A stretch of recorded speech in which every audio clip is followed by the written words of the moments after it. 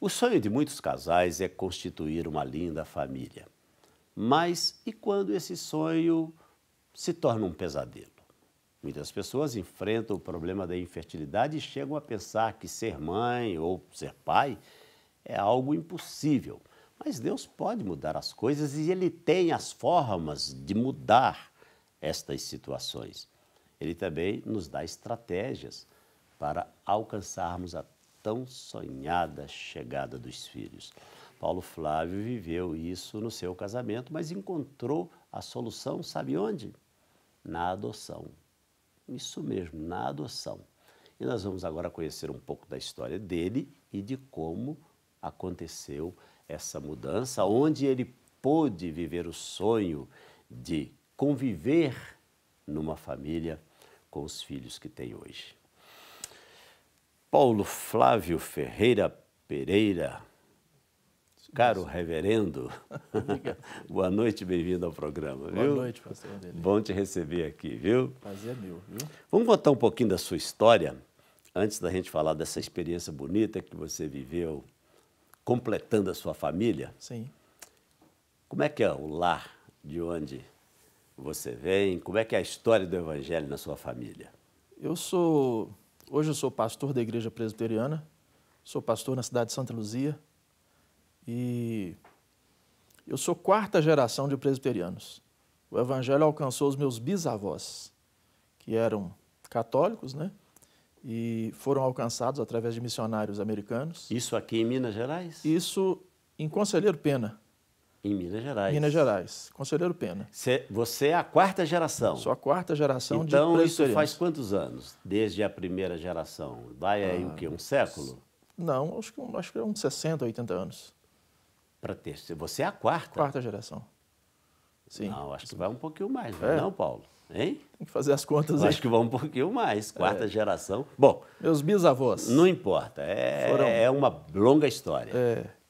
E eu cresci num lar evangélico, né? E a família nossa veio de Conselheiro Pena para cá. Conselheiro Pena fica 80 quilômetros de Governador Valadares, leste de Minas. Leste mineiro. E então eu vim para cá aos 2 anos com meus pais, né? E cresci em Belo Horizonte. Aqui eu estudei, me formei, fiz um curso de administração de empresas, trabalhei na área há alguns anos, quando entendi o chamado para o ministério e resolvi atender, né, o chamado. Aí você falou uma coisa interessante. Como é que se entende o chamado para o ministério numa linguagem para aqueles que, de repente, estão assistindo o programa e podem fazer a mesma pergunta? Como é que isso se dá? Até mesmo para que alguns possam identificar se tem ou não tem esse chamado. Eu creio numa vocação interna e numa vocação externa que é reconhecida pela igreja. Então, desde muito novo, eu sempre ouvi as pessoas dizerem: você tem chamado para o ministério, você precisa ir para o seminário. Então, e na realidade eu lutei contra isso muito tempo. Não era o que você queria? Não era o que eu queria, né? E resisti, eu posso dizer assim que eu resisti ao chamado de Deus por muito tempo, uns 10 anos pelo menos.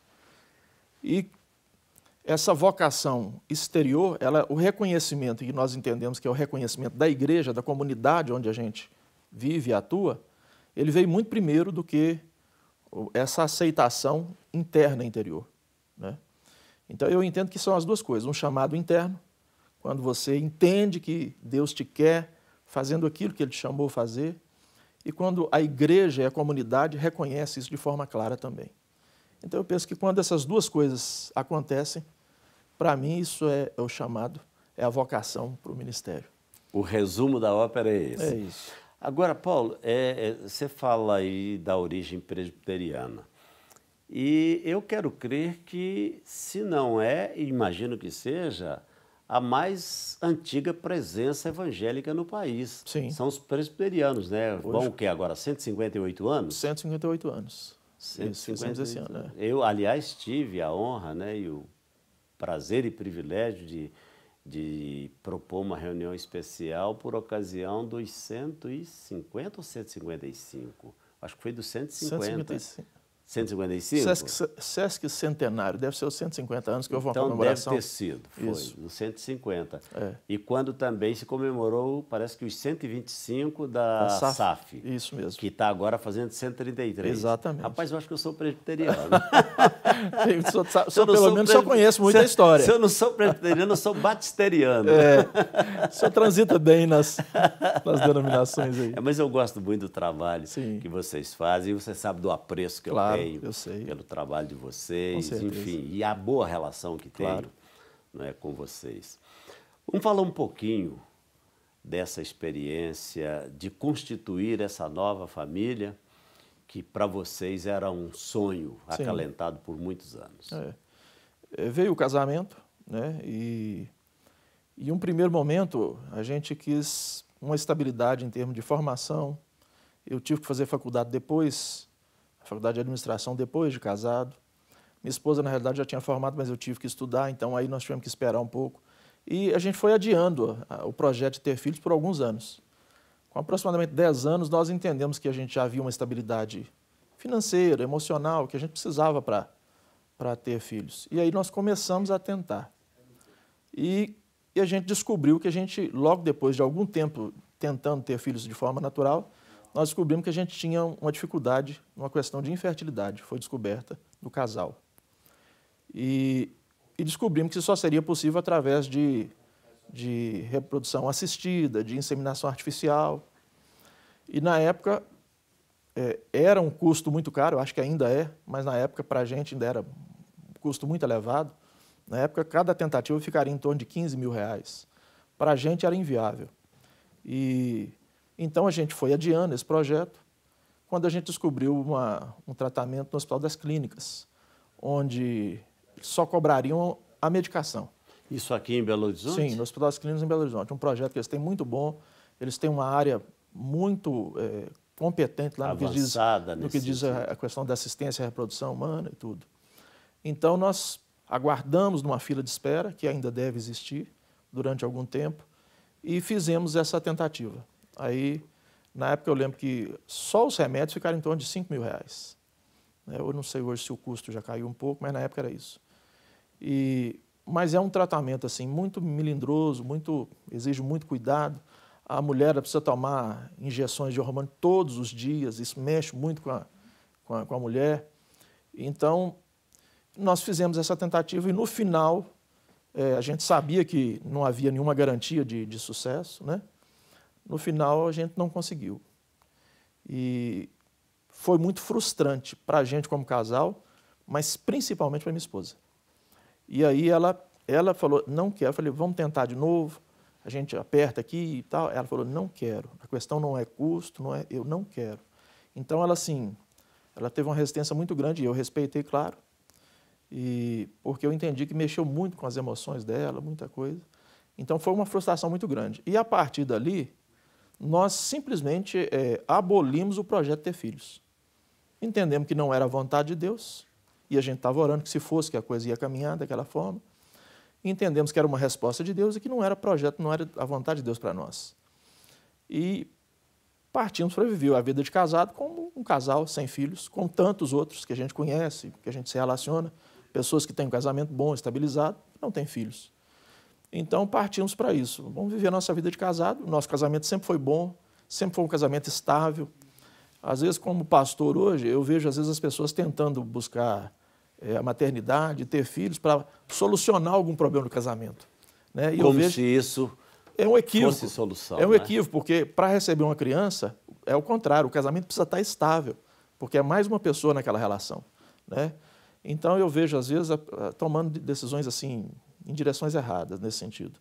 Então nunca foi a necessidade nossa, o casamento nosso sempre foi muito estável. E aí as pessoas normalmente cobram, né? Família, igreja, e filho, como é que é e tal, aquela coisa toda. E a gente sempre, olha, não, nós não queremos, não podemos ter. E aí às vezes as pessoas vinham, mas e a adoção? Vocês não pensam em adotar? Aí eu sempre respondi, olha, se Deus colocar na minha porta, eu vou entender que é para mim adotar, mas se não pôr na minha porta, eu não quero não.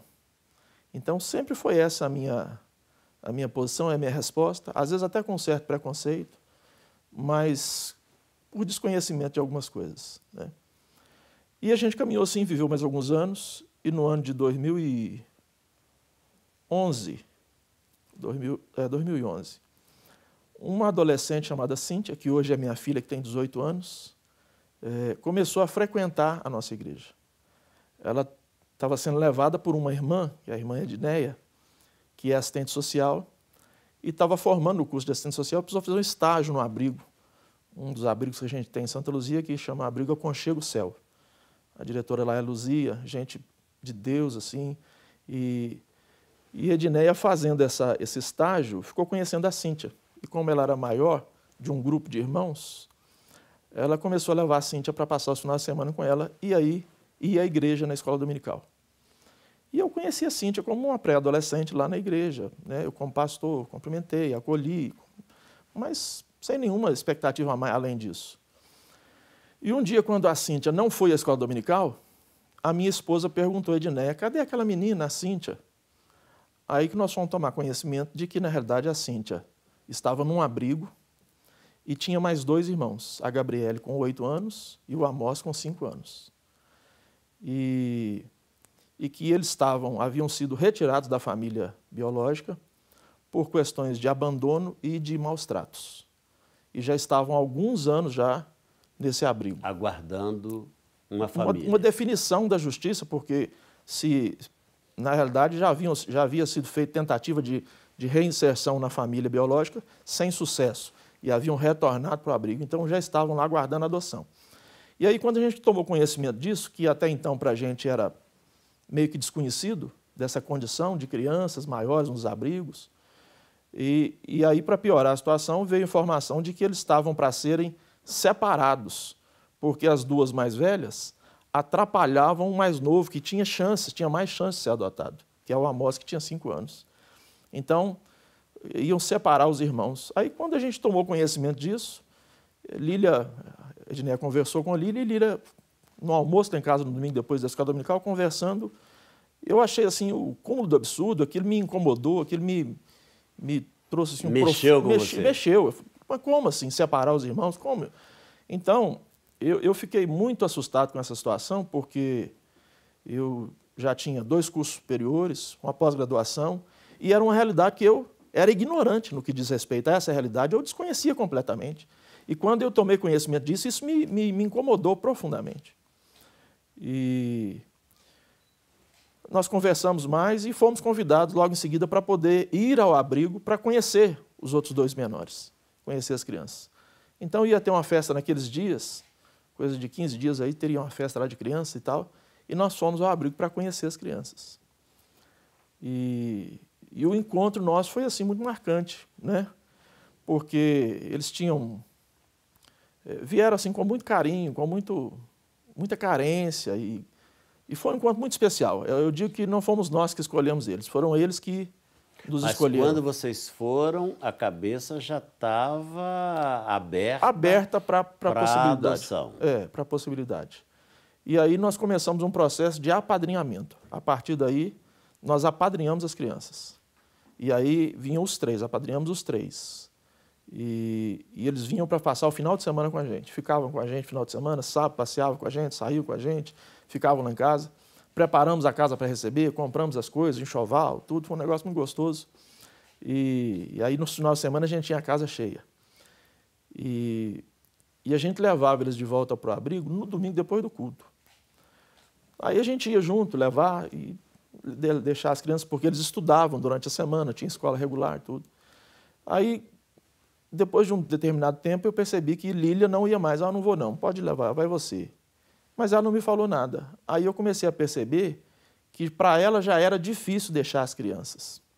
E aí começou a ficar difícil para mim também. O laço já estava apertando. Já estava sendo construído um laço de afetividade, que é o que é a adoção. A gente entende que a adoção, que os laços de afetividade, na realidade, são mais fortes do que os laços sanguíneos. Então é isso que nós acreditamos, né? E a experiência da adoção vai mostrar isso, que os laços de afetividade são mais fortes do que os laços de consanguinidade. Então, com 1 ano de apadrinhamento, nós tivemos que tomar uma decisão, e tomamos decisão pela adoção, já pedimos a guarda, E aí, em agosto de 2012, as crianças já vieram para morar definitivamente conosco, né? Eu trouxe algumas fotos aí. Ah, sim. Enquanto você vai falando, a produção vai mostrando sim. aí. Então, algumas fotos de quando as crianças vieram e de como eles estão hoje, né? Então, hoje nós somos uma família normal, né? Com as lutas e com as dificuldades de qualquer família normal, né? E eu tenho esse parâmetro porque eu vejo, às vezes, na igreja, filhos biológicos que dão muito mais trabalho do que os meus dão para mim. Agora, eu fico imaginando, Paulo, assim, deve ter sido um mundo virado de ponta cabeça, né? Porque, com certeza, até então, por anos e anos, você e sua esposa, de repente a casa cheia de uma vez, exatamente, com tudo aquilo que vocês sonharam, né? Mas não com esse exagero de Deus, né? Porque vocês receberam por atacado, né? Foram 3 e em idades distintas, né? Então nós queimamos um monte de etapa, né? Em vez do neném nascer, ter todas aquelas etapas, né? E ao invés de ser um de cada vez, então hoje foram eles 3 estão com que idade? A Cíntia, mais velha, tem 18 anos, já está fez prova do Enem, quer fazer faculdade agora o ano que vem. A Gabriele vai fazer 15 anos agora essa semana que vem, dia 3 de dezembro. E o Amós vai fazer 12 anos. Toca bateria na igreja. Então você tem 2, um entrando na adolescência, uma outra na adolescência e uma saindo da adolescência. Isso mesmo. E é uma... Aí você tem que falar 3 linguagens. É muito legal, né? No princípio foi muito difícil mesmo, que a vida da gente deu uma reviravolta, porque éramos só eu e Lília, né? Muito tranquila, a casa com muito silêncio. Eu tinha a possibilidade de ler, de estudar com mais tranquilidade. De repente, eu dei uma reviravolta grande. Mas você não quer trocar esse desassossego por nada, né? Eu entendo que nós crescemos, e aí a questão da adoção, e principalmente de crianças mais velhas, pastor. Eu tenho trabalhado nisso com grupos de adoção que a gente atua também, para poder tentar trazer essa realidade que até então é oculta para muita gente.